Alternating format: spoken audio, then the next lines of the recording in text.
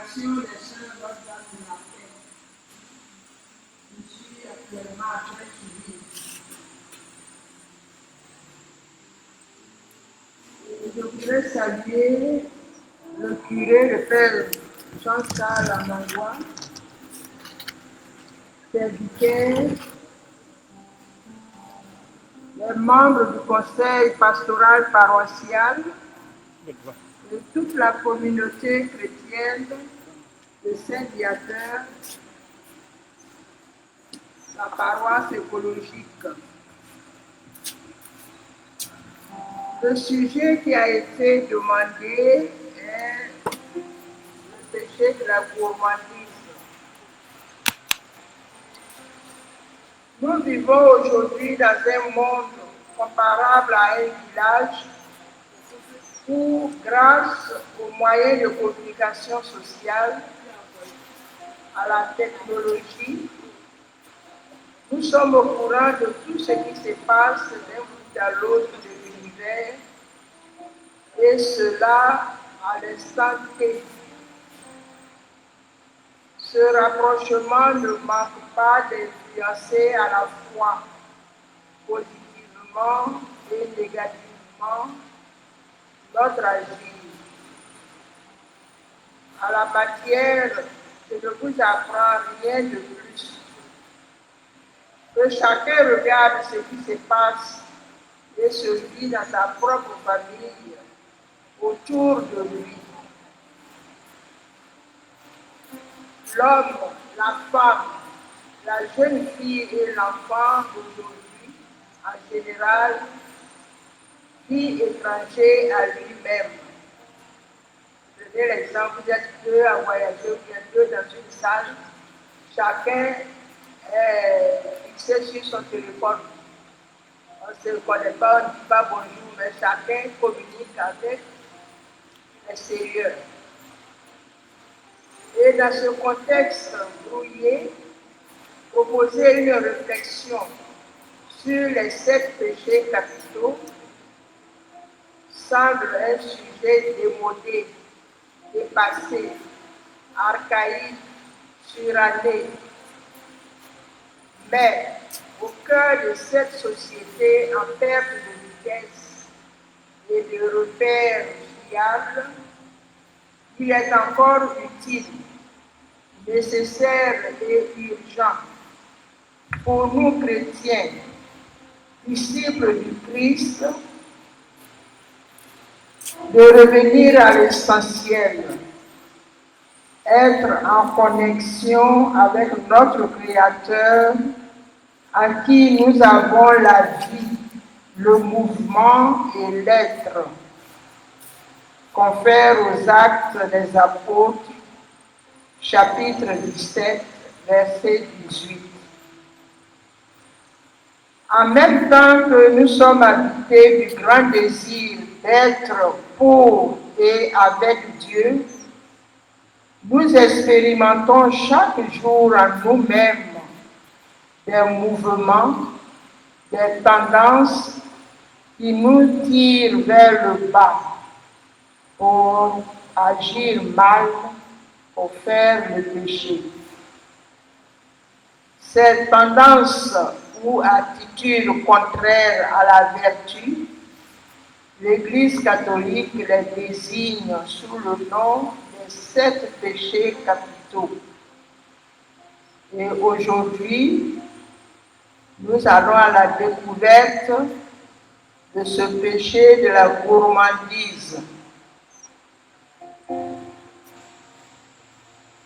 Pour une meilleure saisie du mot outil, le péché capital de la gourmandise, il est possible que nous nous mettions d'accord sur la signification de ce mot dans le langage courant et en celui de la vie chrétienne. Au plan humain, la gourmandise est un désir sauvage, exagéré, qui pousse au boire et au manger sans mesure. Elle pousse à dépasser la mesure, la ration normale qui convient à la santé du corps. Manger ou boire en grande quantité ce que l'on trouve de bon, d'agréable, sans mesure et de manière incontrôlée, dispose à la gourmandise. Exemple, dans l'Antiquité, la veille du mercredi des cendres, marquant le début de carême, temps de jeûne et de privation, certaines personnes exagéraient dans le boire et le manger. Elles mangeaient, se mettaient les doigts dans la gorge, rendaient et revenaient manger. Parce que le carême va venir, il faut exagérer. Et cette journée est l'ancêtre du Mardi Gras, avec le déguisement que bon nombre de nos établissements maternels et primaires vivent la veille du mercredi des cendres.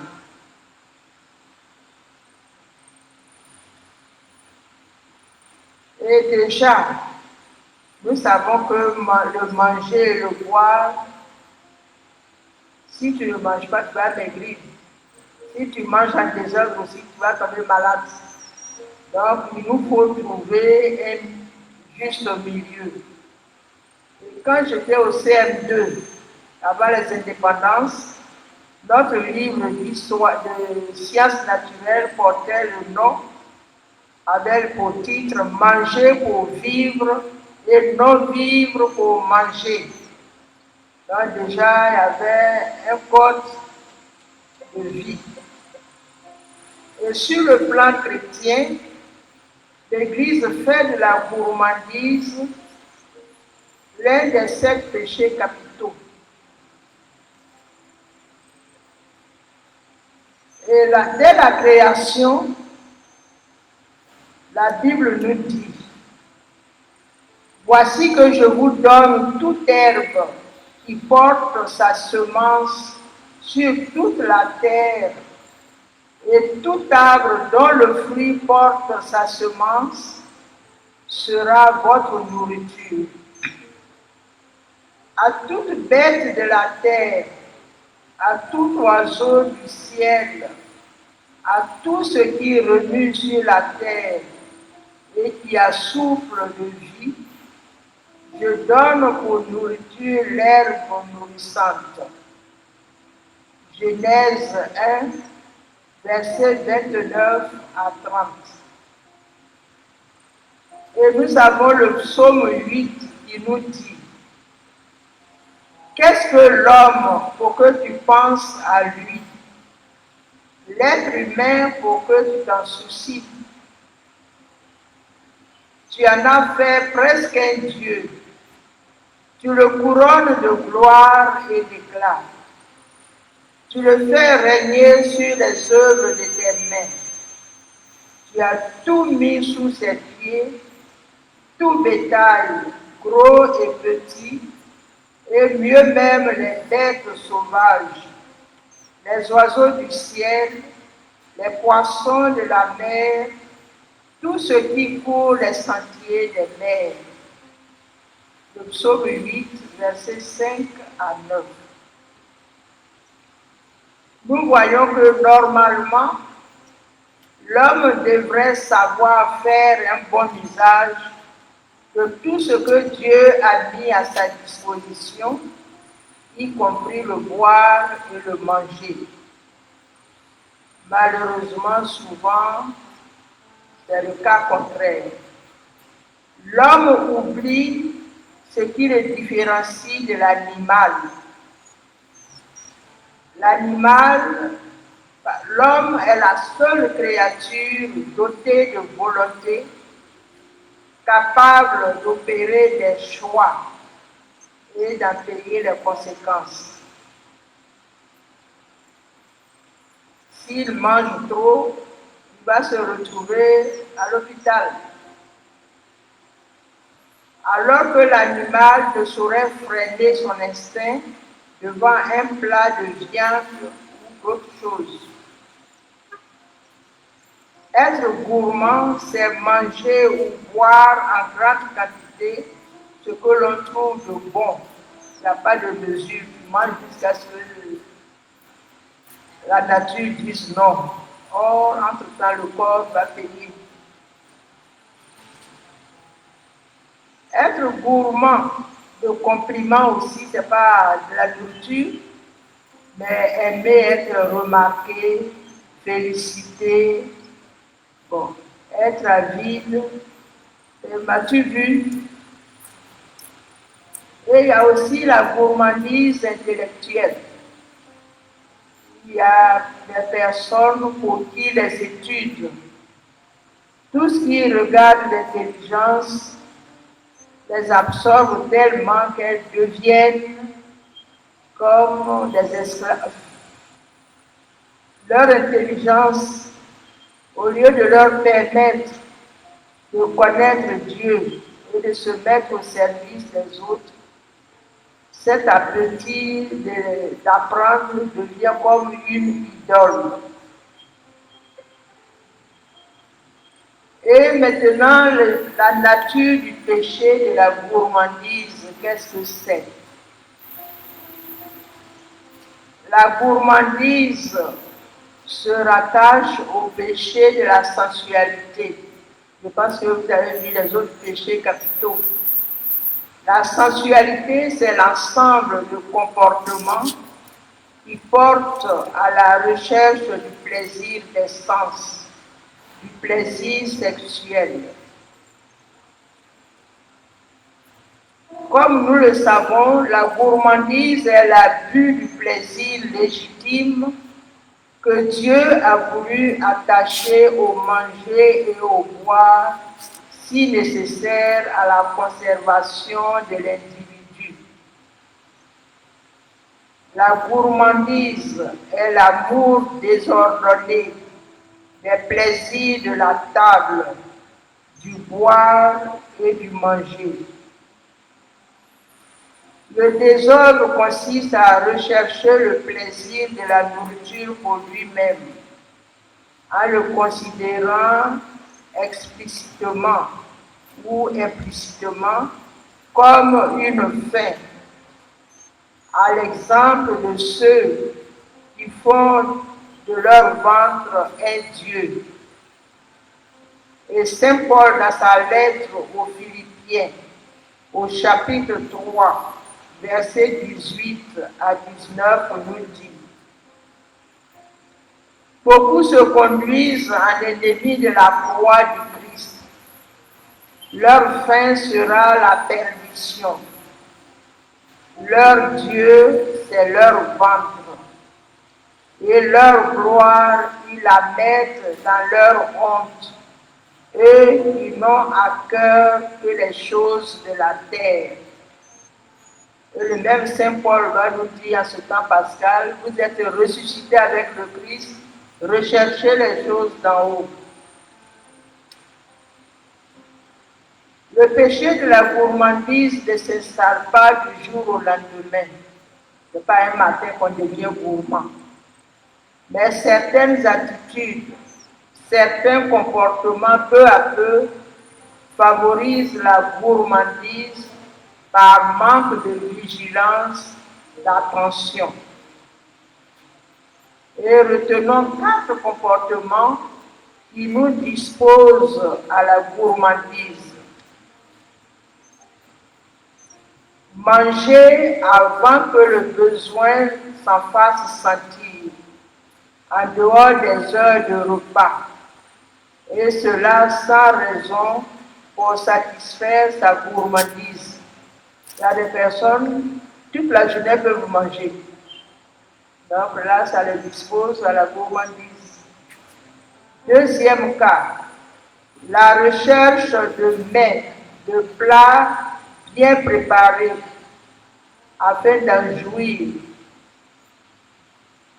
Troisième, dépasser les limites de l'appétit ou du besoin. Tu as trouvé un bon plat de foufou, tu manges jusqu'à, tu rentres sur place. Bon, c'est pas bien. Quatrième comportement, manger avec avidité, comme le font certains animaux. Cette façon d'agir est considérée comme de la grossièreté. La gourmandise asservit l'âme, le corps, matérialise l'homme. Elle affaiblit sa vie intellectuelle et morale, le prépare au plaisir sensuel en particulier. Quelqu'un qui a bu ou mangé avec sans retenue n'est pas capable de raisonner. Donc tout son être s'affaiblit. Et peut-être on va la trouver dans les caniveaux. Et la gourmandise engendre quelques fautes qui peuvent être graves. La gourmandise rend l'homme incapable de remplir ses devoirs d'État ou d'obéir aux lois civiles, ecclésiastiques ou divines. Chaque année, dans notre pays, le 1er janvier, il y a des jeunes qui prennent la voiture des parents et nous savons ce qui arrive sans permis. Bon, ils boivent et voilà. Et la gourmandise nuit à la santé. La gourmandise occasionne aussi des dépenses folles qui mettent en péril les intérêts de la famille. Quand nous avons dans nos familles quelqu'un qui boit, les enfants vont à l'école, mangent, la femme, ce n'est plus son problème. Et quand il y a la gourmandise dans le boire et le manger, on peut devenir cause d'autres péchés. Par exemple, tuer, il y a des gens qui sont ivres, qui tuent. Ils ne sont pas responsables. Mais ce n'est pas dès le premier jour qu'ils vont tuer, mais ils ont pris l'habitude. Et ces tendances, vraiment, font qu'ils deviennent un danger pour la société. Et quelqu'un qui a trop bu ou mangé, un soulard, n'est pas capable de se contrôler. Il peut se salir, uriner, faire les selles, vomir sur lui, il ne se rend pas compte. Et c'est la famille qui a honte. Et quelqu'un qui boit et qui mange beaucoup à désordre ne peut pas rester les yeux fermés, les oreilles. Il a la démangeaison de voir tout ce qui se passe autour de lui, d'entendre tout ce qui se passe autour de lui. Des chants qui ne sont pas des chants avec des paroles propres. Et la pensée aussi est troublée, n'est pas capable de raisonner. Et dans nos familles, c'est une plaie quand vous avez quelqu'un qui boit. Quand il y a des réunions de famille, on ne le couche même pas, on dit toi, c'est pas la peine. Et la gourmandise dans le boire et le manger affaiblit aussi la mémoire. On ne se rappelle plus. Et quand quelqu'un a bu et au volant, au feu rouge, il va passer. Et quand il passe, ce qui se passe, nous voyons la suite. Bon.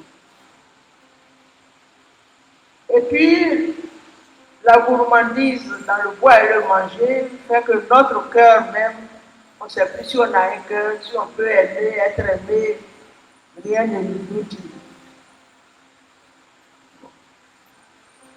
Et à table, l'intempérance, c'est-à-dire le manque de mesure, nous amène de fois à dire des paroles qui n'aident pas. Quand on est saoulé, c'est là qu'on va manquer à l'indiscrétion. Quelqu'un t'a parlé de son affaire, tu vas mettre l'affaire là sur le drapeau comme on dit. Et on peut même salir les personnes. On dit, oh, ce qu'il dit là, il a bu. Mais une fois que ta réputation est partie, c'est vraiment difficile. Et quand on est saoulé, il y a aussi les fautes contre la charité et l'injustice. Les prudences.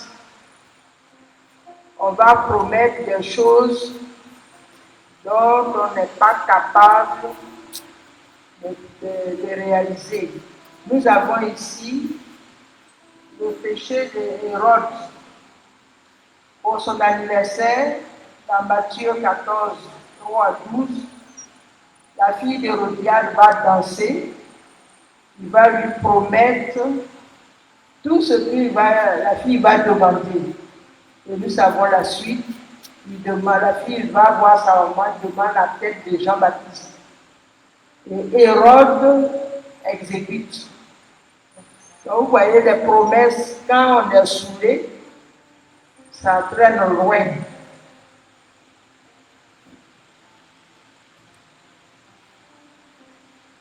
Mais heureusement que la gourmandise ne nous conduise pas toujours à des meurtres, à des péchés graves. Mais quand on commence, il n'y a pas de frein. On ne sait pas où ça peut nous amener.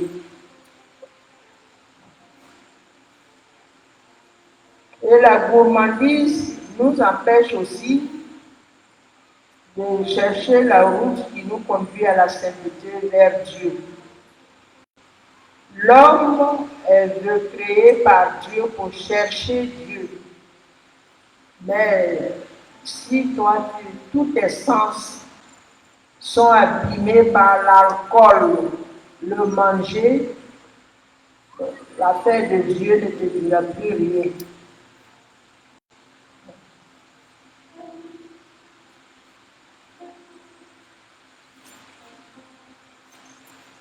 La gourmandise, comme nous l'avons dit, peut être la source de beaucoup de péchés.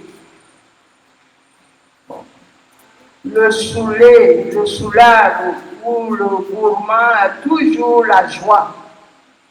Ce n'est pas une vraie joie, à la manière de celle que Jésus nous promet. Finalement, cette joie entretient son égoïsme. Il ne pense qu'à lui seul.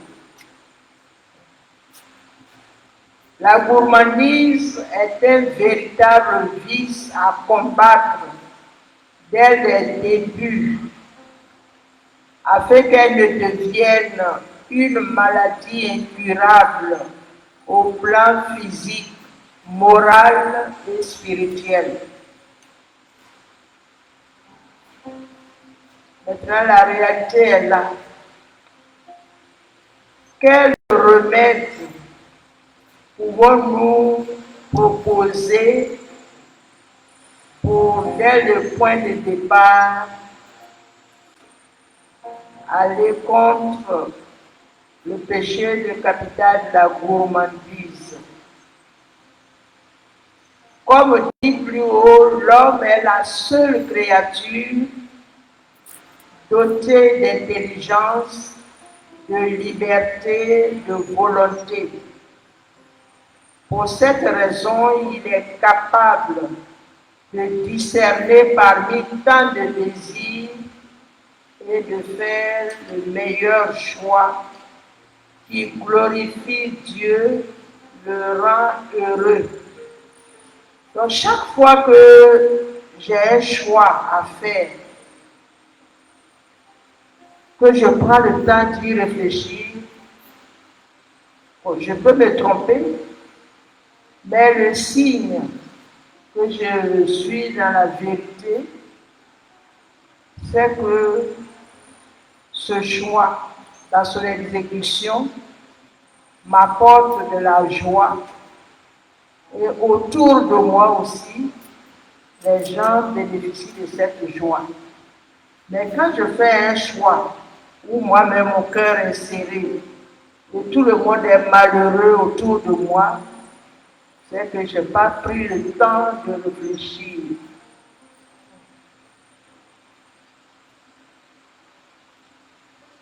Le principe qui doit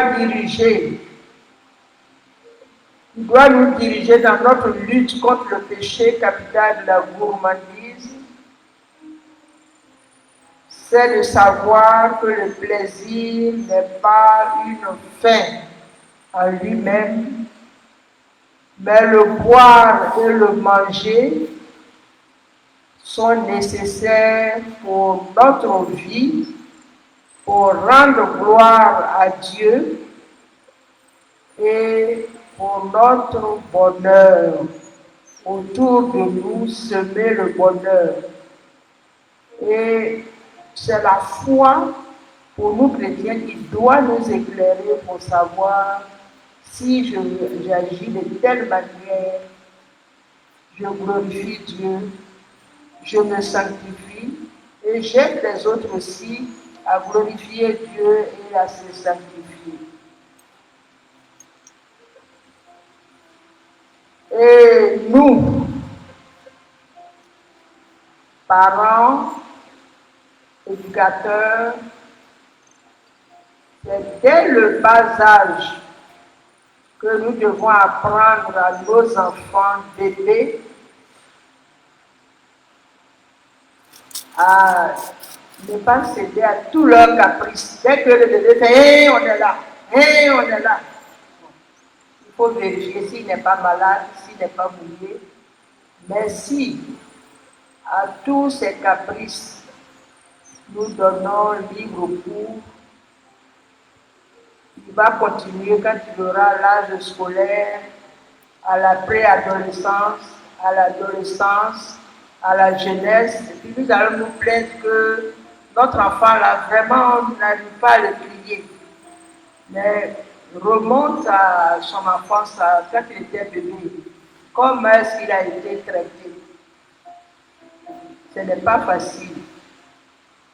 Mais un enfant, aujourd'hui, une maman qui apprend à sa fille à balayer la maison, à essuyer les assiettes, même à éplucher l'oignon qui va tomber 2 fois, les voisines vont dire, c'est pas, la maman elle n'est pas bonne. Mais demain, ce que vous allez faire pour votre bébé aujourd'hui, demain, il dira la vérité. Si vous l'avez bien éduqué ou pas, vous allez céder à ses caprices.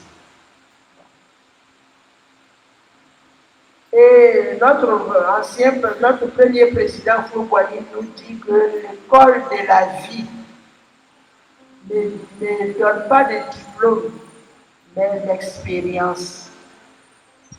Chacun doit rentrer en lui-même pour voir. Ma tante là, le matin nous réveillait.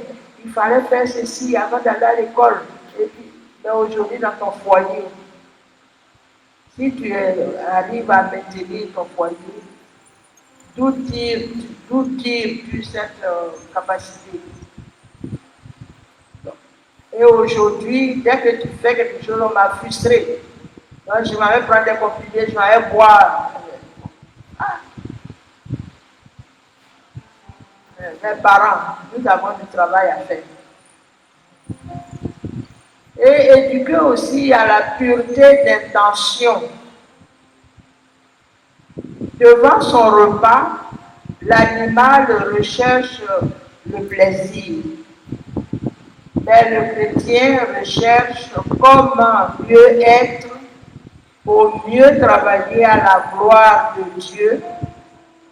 Et la nourriture, quand vous priez, vous dites au Seigneur de bénir la nourriture et de vous apprendre à partager, parce que ça vient de Dieu. Et dans le Notre Père, nous demandons chaque jour de nous donner la nourriture de chaque jour. On ne dit pas donne-nous la nourriture pour la semaine, pour 2 jours, mais chaque jour. Donc c'est chaque jour que l'homme doit se mettre devant Dieu pour recevoir sa nourriture et la partager avec ceux qui n'en ont pas. Et le chrétien prend sa nourriture comme celui qui ne mérite pas de lui-même ce pain. Saint Vincent de Paul nous dit, nous ne méritons pas le pain que nous mangeons. Le chrétien prend son repas dans un esprit d'amour, que Dieu lui donne la force pour pouvoir se mettre à son service et au service des autres. Quand il y a les récollections sur nos paroisses, on partage. Et Saint Paul va nous dire, soit que vous mangiez, soit que vous buviez, faites tout pour la gloire de Dieu. 1 Corinthiens 10, 31. Mais quand quelqu'un mange trop ou boit trop, ne travaille pas en faveur de la gloire de Dieu. Il y a aussi la mortification, c'est un mot de l'ancien temps, mais qui doit avoir sa place aujourd'hui. Je n'aime pas le taux, mais ma voisine m'a apporté du taux. Je fais l'effort pour lui faire plaisir, de manger le taux sans grogner, de faire le sacrifice. Il y a penser aussi aux gens qui n'ont même pas ce taux que je ne veux pas manger. Penser aux pauvres et offrir. Le chrétien, c'est celui qui fait des efforts, non pas pour être vu, mais il offre cet effort au Christ en union avec sa passion pour mon propre salut et le salut de mes frères et sœurs. Et je me sacrifie aussi pour d'autres. Sur nos paroisses, il y a la Caritas. Bon, on va déposer des habits. Mais réellement, est-ce que ce que je dépose, je serai capable de le prendre pour habiller un de mes enfants ou de mes petits-fils? C'est souvent ce qui ne sert pas qu'on dépose à la Caritas. Caritas veut dire charité. Or, ce n'est pas de la charité. Il y a aussi le jeûne qui fait le carême, on s'applique. Le jeûne nous aide aussi à penser à ceux qui ont moins que moi. Et il y a aussi une mesure sanitaire. Ça nettoie mon corps de temps en temps, me priver de quelque chose, ça te fait du bien. Et aujourd'hui, n'ayons pas peur dans notre devoir de parents, d'éducateurs, de formateurs, de proposer à nos jeunes des espaces où l'effort et le sacrifice trouveront leur place. L'école est à 500 mètres de la maison. L'enfant demande qu'on l'y amène en voiture. La marche aussi fait du bien. Et son copain qui arrive de Marie-Rose Giraud, qui marche jusqu'à pour venir à l'école. Et demain, nos enfants et nos jeunes, nous serons reconnaissants parce que on les a formés avec rigueur Pas avec méchanceté, pour eux c'est méchant, mais demain, ils vous rendront gloire. Bon, en terminant, au sujet du manger et du boire, dont l'excès conduit au péché capital de la gourmandise, il resterait beaucoup encore à dire. Notre société moderne incite et invite à la consommation sous toutes ses formes et à la fois dans tous les sens. Les publicités sont là. Pour nous, parents, éducateurs, formateurs, disciples du Christ ressuscité, notre mission nous demande d'être des veilleurs, éveillés et attentionnés. Qu'au-delà du manger et du boire, nous sachions entretenir et transmettre aux jeunes générations de saines valeurs humaines, culturelles, morales, que l'Évangile portera à leur perfection. Leur inculquer le sens du respect du sacré. Nous venons à l'église, mais l'église souvent devient un marché. Nous venons à la messe, on est à l'église, notre téléphone, alors qu'on ne se le permettrait pas en allant voir le président de la République.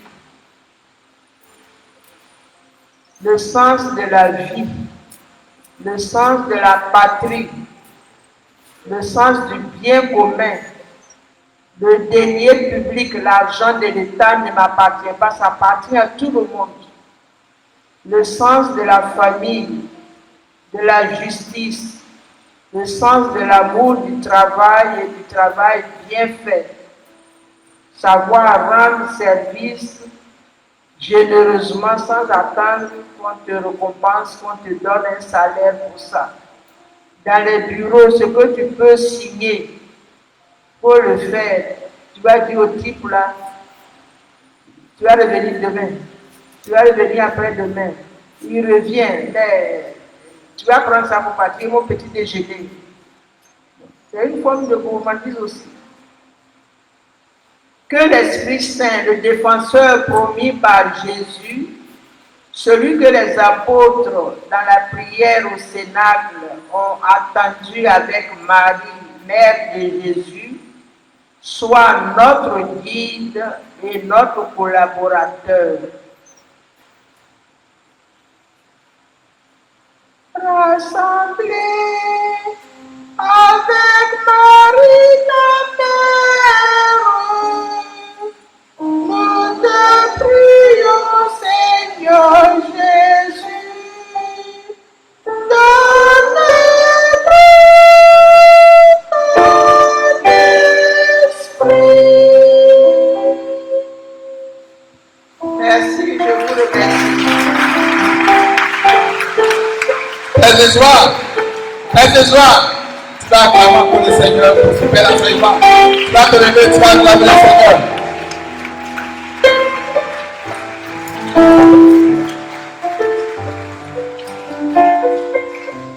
Faites joie.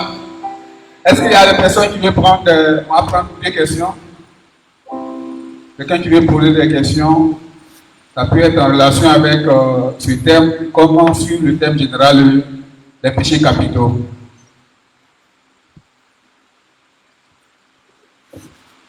Merci, ma soeur.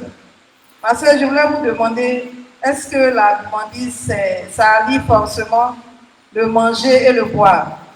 Ou bien, même si c'est le manger seulement, on peut parler de gourmandise. Si c'est le boire seulement, on peut parler de gourmandise. Merci, ma soeur.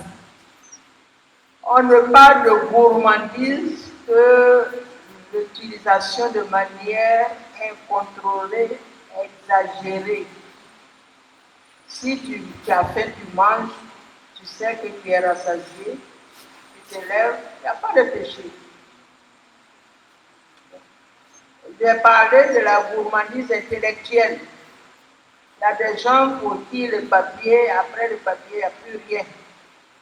Il ne peut pas avoir resté à l'école 30 ans. Bon. Ou quand sait qu'il est intelligent. Quand il se met à étudier, rien ne compte jusqu'à il va finir par faire une dépression. C'est une forme de gourmandise aussi. Dieu t'a donné l'intelligence, il faut la développer, mais de manière raisonnable. Et puis la gourmandise, ça ne vient pas du jour au lendemain. Quand toi-même tu vas dans le cabaret, au début tu bois une bière, après deux, et puis ainsi de suite. Donc, c'est vrai au sens littéral, c'est la nourriture, le boire et le manger, mais chacun peut, tous ces péchés capitaux-là, quand on les voit, par exemple la jalousie. Bon. Tu es jalouse parce que ta camarade a apporté un pain, l'envie. Bon, c'est mauvais. Si tu aimes le pain, d'accord, trouve les moyens pour t'en procurer. Mais de là, refuser de répondre au bonjour de ta camarade parce qu'elle porte tel pain et puis toi parce que tu ne l'as pas. Bon. Donc les péchés capitaux, comme on les étudie ensemble, chacun, mais dans notre vie, tout est mélangé. À cause de la colère, tu vas te mettre, parce qu'on t'a frustré, tu vas te mettre à boire de manière exagérée.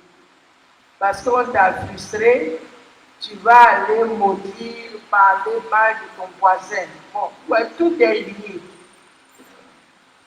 Mais seulement le chrétien, c'est quelqu'un qui, grâce à sa prière, à l'écoute de la parole de Dieu, s'habitue peu à peu à analyser ce qui se passe en lui, un peu comme la méthode GEC, voir, juger et agir. Je ne sais pas si j'ai répondu. Amen. Une autre question? Merci, ma sœur. Je veux savoir, est-ce qu'on peut dire que la gourmandise, c'est le péché des riches?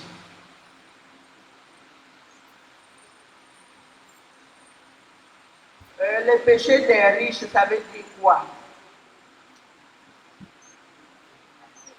Pour pouvoir aller au-delà de ce qui est normal, il faut en avoir la capacité de se offrir la nourriture, le boire, le manger, jusqu'à ce que ça dépasse la norme qui est là.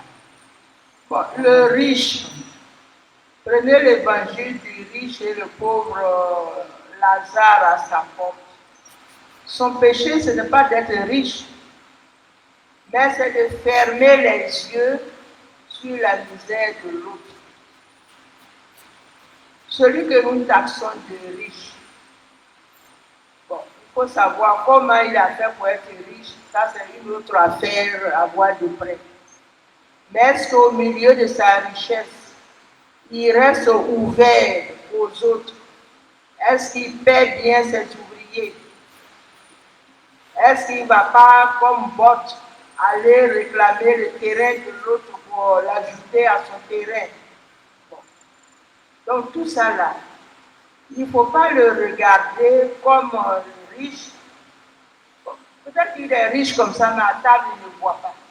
Peut-être qu'il voit juste parce que les médecins recommandent un verre de vin au repas. C'est un médicament aussi, surtout le Bordeaux. Mais tu profites de cela pour en boire 4. Bon, ça devient la gourmandise.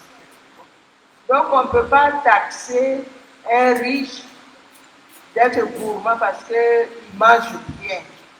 Mais peut-être qu'il mange avec mesure. Tandis que le pauvre, il va être gourmand parce qu'il n'a pas eu à manger. Quand il mange un animal. Bon. Donc, il faut éviter de tout de suite parce qu'il est riche, il est gourmand, il est pauvre, bon, il est bien. Mais il faudrait voir le riche, comment il a fait ce qu'il a travaillé, c'est vraiment le fruit de son travail ou bien c'est un mal acquis. Bon.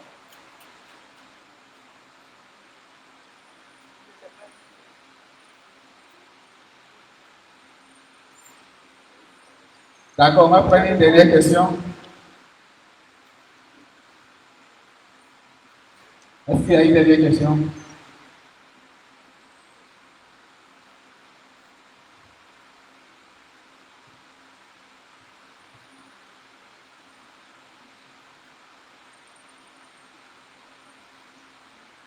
Bonsoir, ma soeur.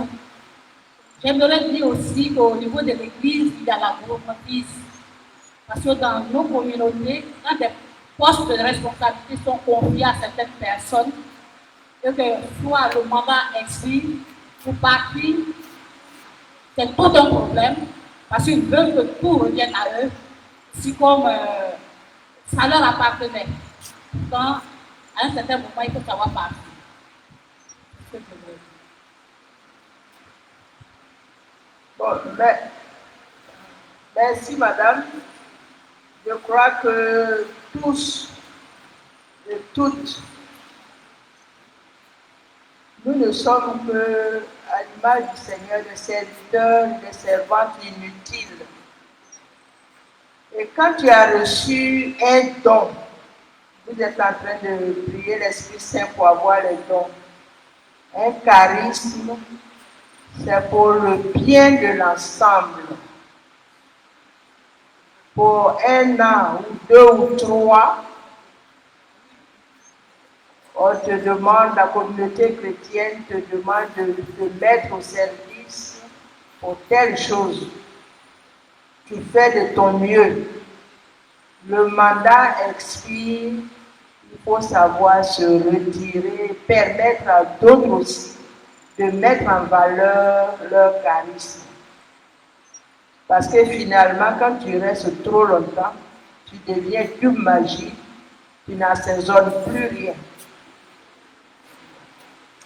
Donc, vraiment, chacun, que ce soit ceux qui balaient l'église, comme ceux et celles qui sont au conseil paroissial, ceci, quand il y a des normes, des conventions, il faut respecter. Tout à l'heure, je parlais de respect du denier public, de respect de la loi. Ben, si tu ne respectes pas, quand l'autre va venir, il va faire pire que toi. Et en remontant, c'est toi qui es à la base. Donc, quand nous avons fait ce que nous pouvons, sachons nous retirer. Dans la vie religieuse, pour les mandats, c'est bien déterminé. Chez nous, tu fais 5 ans. On peut te reconduire 5 ans, mais après, tu vas au garage pour vivre ta vie comme tout le monde. Et après un temps de repos, si tu n'as pas 70 ans, on peut encore te réélire. Mais il faut savoir que le travail qu'on t'a confié, ce n'est pas un patrimoine familial. C'est un bien d'église, un bien qui appartient à tout le monde. Donc, il ne faut pas te l'approprier pour toi seul. Amen. Vous êtes content d'être là? Tu vas acclamer le Seigneur. Parce que la fête va acclamer le Seigneur. Tu vas acclamer le Seigneur, tu vas te dire, tu vas acclamer le Seigneur. C'est son message. La madame est comme c'est rapidement, nous allons prendre nos offrandes. Nous allons prendre nos offrandes et nous prendre d'abord. Tu vas prendre.